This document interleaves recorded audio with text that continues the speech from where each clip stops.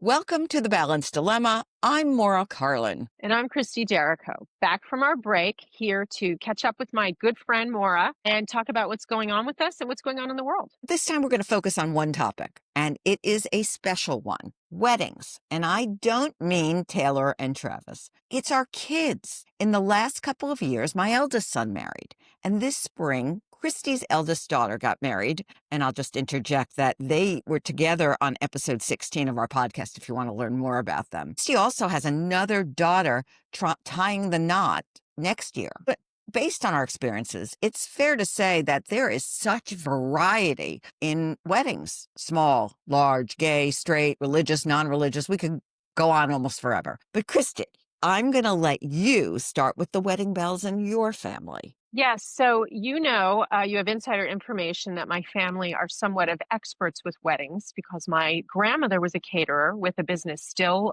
in existence on Staten Island in New York called the Island Chateau. And the business is still run by my family. And my grandmother presided over hundreds, if not thousands, of weddings. And it was somewhat of her specialty that she thought about all the time. Valentine's Day weddings with red dresses and white muffs. And she really loved it. So I've just experienced a small wedding that began with a proposal in a faux movie setting to what's going to be a big wedding next year. And one thing I could tell you that if my grandmother were here, what we would discuss is that all bets are off now. The world has changed. We went through a situation in COVID where people had to defer their receptions or they had really small weddings due to the circumstances. So I think we've all come out of it saying, first of all, weddings are wonderful. They're joyful. They're things we should be happy about. And if we need to do them our own special way, so be it. And for my son, he and his husband chose what most would call a very non-traditional way. And it was beautiful. It was what they wanted. They got married at the New York County Clerk's Office, which is known as, appropriately, Project Cupid. It is like the happiest, nicest DMV you've ever been to. I mean, literally, you have a number and it lights up and tells you which window you have to go to when. And you see all these people dressed up or not dressed up to get married. It was actually fabulous. They then threw themselves parties. That night there was a welcome for out-of-town guests that everyone was invited to, and then there was a big party, 100 people max the next night, and of course an after party.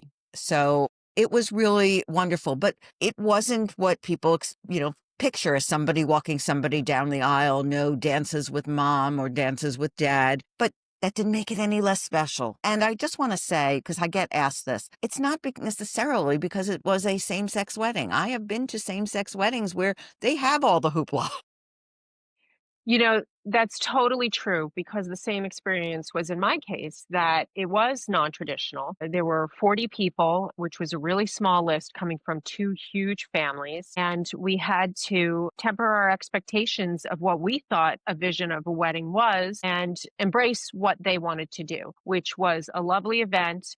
I presided over the wedding, which I've done with other weddings for family members. And it's a lovely way to do a wedding because you get to incorporate verses that matter to the couple or poetry, and the experience is very warm. And we also had it in New York City, as you did, with very Gossip Girl. The photographs were taken at Bethesda Fountain. We needed to ensure that we had an overhang in case there was rain, as it was a rainy day, and we were dancing through the raindrops. But the whole experience, as unique as it was just wonderful. I had so much fun and such a great day. And one other tip, we transported everyone on the rickshaws they have around New York City. And we had some elderly grandparents that couldn't walk too many blocks. So I just got one rickshaw's number and said, bring all your buddies. And we, put everyone in the carts. And it was really cool. I felt like it was a great New York moment. A wonderful idea. And maybe we should stop talking about weddings as, traditional versus non-traditional, and just what the couple or the families want, and let it represent, what you want, your relationship, your dream. Let's start with the beginning. Okay. You asked I for, was. yeah, how did that go in your house? And it's so interesting because I will tell you that I told my husband and I told my father when I was getting married, there will be no asking. Very you. So very right, right. My son-in-law invited my husband and I to brunch and sat down, and it wasn't asking permission. He just told us what he wanted to do, and we were like, "Well, great. Thank you for asking." I will say I was not surprised that he did it, but it was not something I ever expected, and it was incredibly sweet and respectful. I felt the same way. We had one son-in-law, both son-in-law and future son-in-law came and asked for permission, but it really was just like you said. It was coming and asking for our blessing. And one was to both me and my husband, and one was just to my husband during a day of golf. And the question had to be asked really quickly before the first tee so the game wouldn't be ruined. But I think it was tainted anyway. No one had a great score that day. They were so excited. But I feel just like you said, it's just such a warm, wonderful thing. It's just nice to be included in their decision. That's Here's exactly another, what it is. yeah, I totally agree. Now, in terms of length of engagement, I think we mirrored each other first time around. It was quick. It was quick. It was 5 or 6 months, soup to nuts. Right. Same here. December engagement, June wedding. And one of my favorite things that I did during those 6 months or 5 months was dress shopping, which was a Mm. different experience both times around. For my oldest, we booked a room at Saks, got a bottle of champagne, invited her childhood best friend, and tried on a bunch of non wedding dresses that fit the theme. And she ended up with a one shouldered flapper dress, which was, as soon as she Mm. put it on, we knew. I mean, my heart melted with the traditional dresses, but when she put the non-traditional on, my mother and I were there and we just said, that's it. And the other daughter did a traditional say yes to the dress in a place where they pull a bunch of dresses out. And that was beautiful as well. And same thing, close friend, my mother, just the four of us. And it was great. Needless to say, I did not have that experience. No, My son asked me, told me what he was going to wear, but it was not an experience.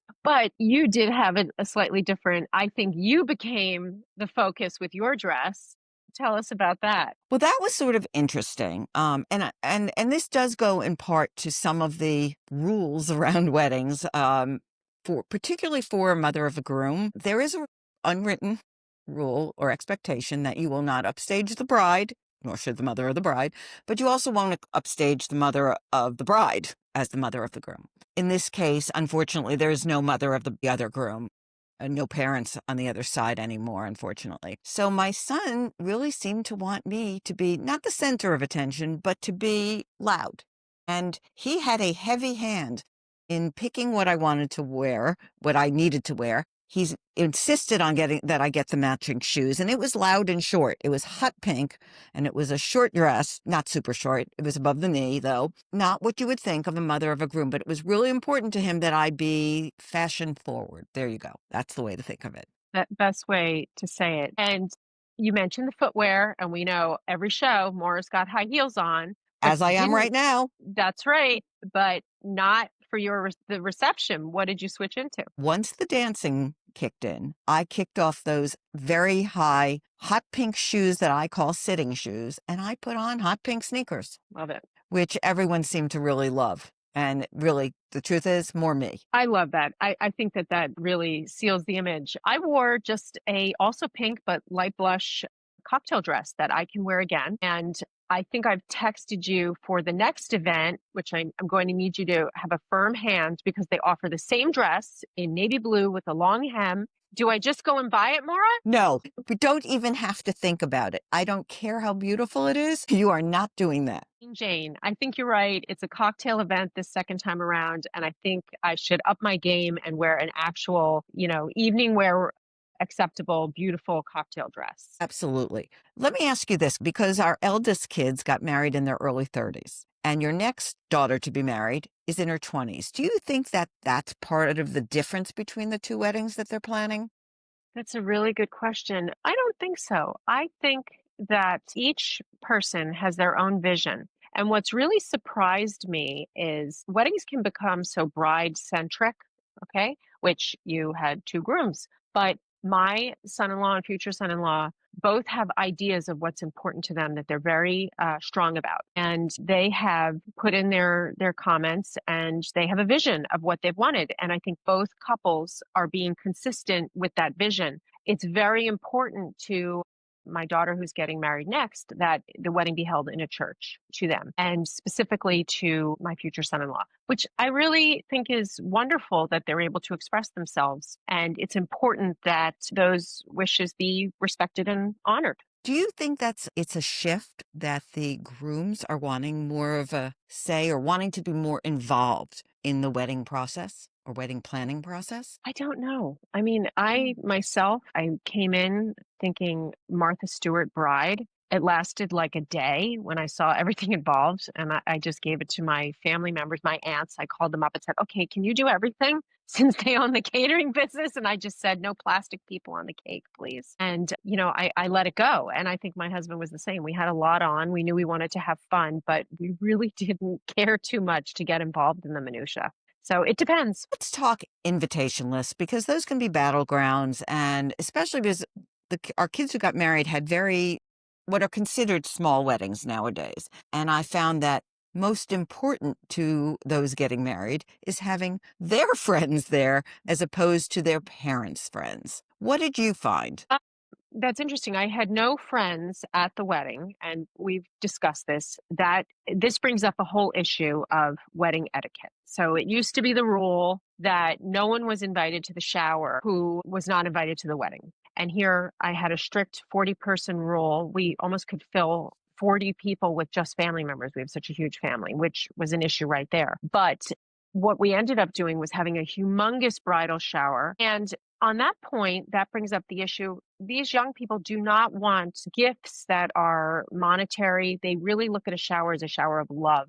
I don't know if you concur with that, but monogram towels and china just isn't important to them. They want to be with people because they love them. And I got a lot of guidance from a family member who has 8 nieces and nephews in marriageable age and went through this 8 times in the last 5 years. And she really made me comfortable with things being different, that it isn't all Emily Post, that you have quick weddings due to illness, you have quick weddings due to all sorts of things, and small weddings due to those situations. How do we get everyone involved that we love, but also honor what's happening in the event, whether you're at City Hall or a small reception? And I think it worked out perfectly. We got to see everyone we love in different ways. And the next wedding will have a big bash. Each situation is different. How about you? And you were able, I just want to say, to tell people basically, you're not invited because it's an awkward thing. And some of us didn't know how to handle that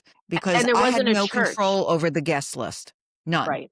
Right. Yes. And one of the things that I heard, and I have no other people who've heard it from their kids, is no one wants to meet anyone new. We do not want to meet the great aunt we've never seen, nor do we want to meet your boss from 3 jobs ago who we also saw when we were 2 years old. Or your great uncle's new girlfriend. Right. These are things that they deal with. But I mentioned the church because that would be another workaround, that sometimes you would have some people come to the religious ceremony, but not to the reception. I know I had a family member who was a teacher and her entire class came, where there's Oh. no church ceremony or whatever the religious event is. That's another restriction. This was super small, only immediate people. And in that group, for us, it was very important for my daughter to have her grandparents and her parents and her siblings involved. That was the order of operation. And the reason it was so small is on the other side, my son in law had a very small family, and we didn't want him to feel eclipsed by our large group that I think we have 29 grandchildren on just my husband's side. That could really make it a very different event.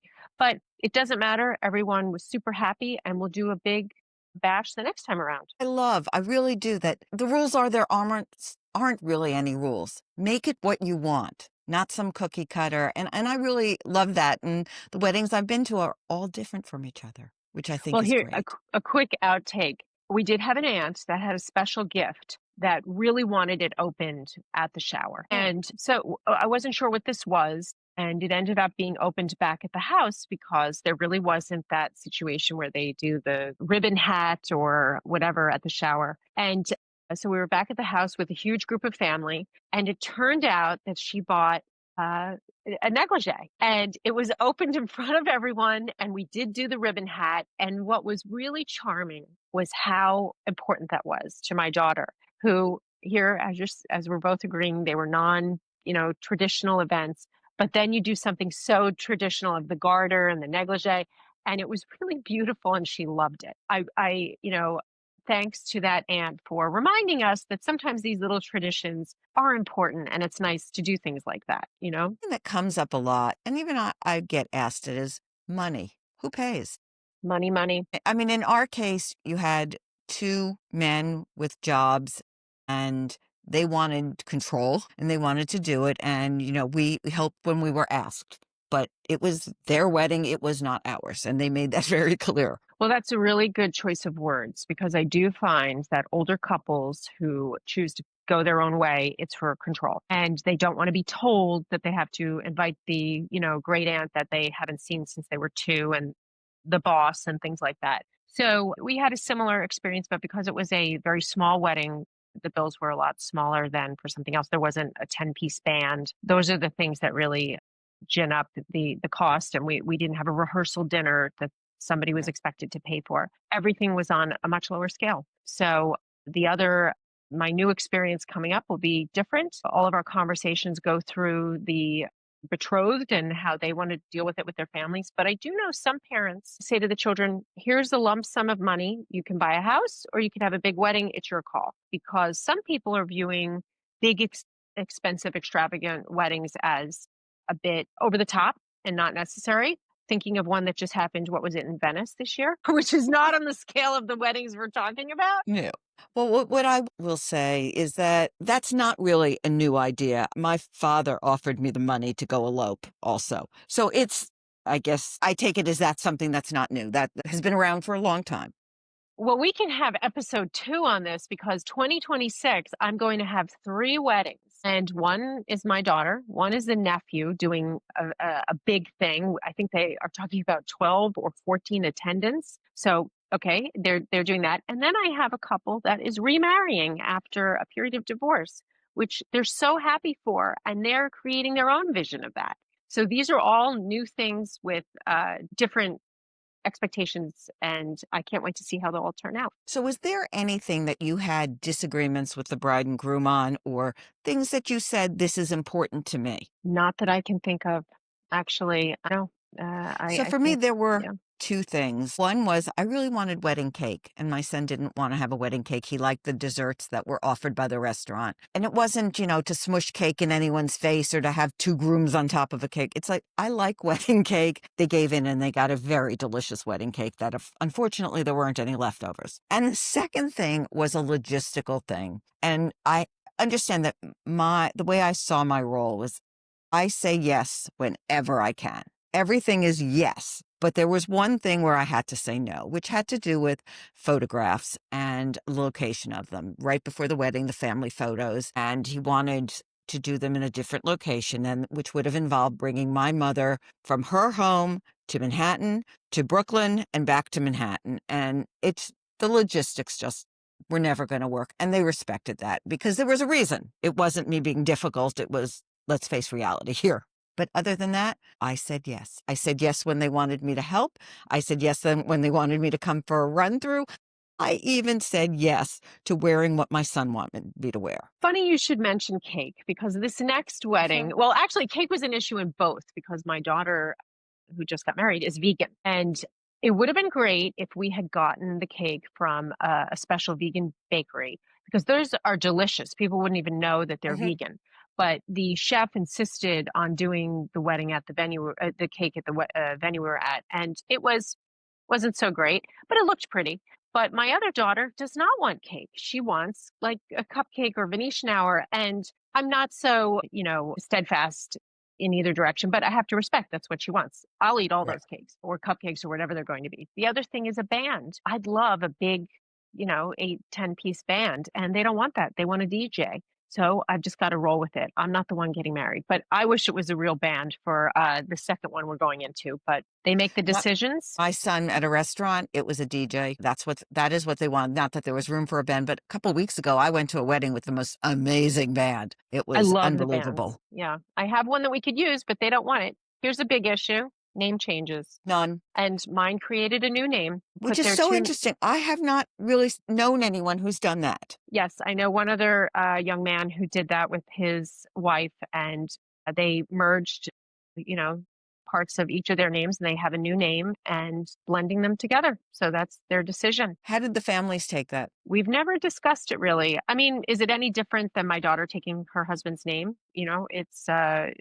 new name and that's it. And we are excited for the addition to the family, which is really what this is about, right? Families growing. And these Wow, are, you always bring that up. I don't even think about it, Christy. well, I come from a big family, so it's nice to have a growing family, and that's how I look at that. You know, sometimes we spend holidays together, and I think it's really great.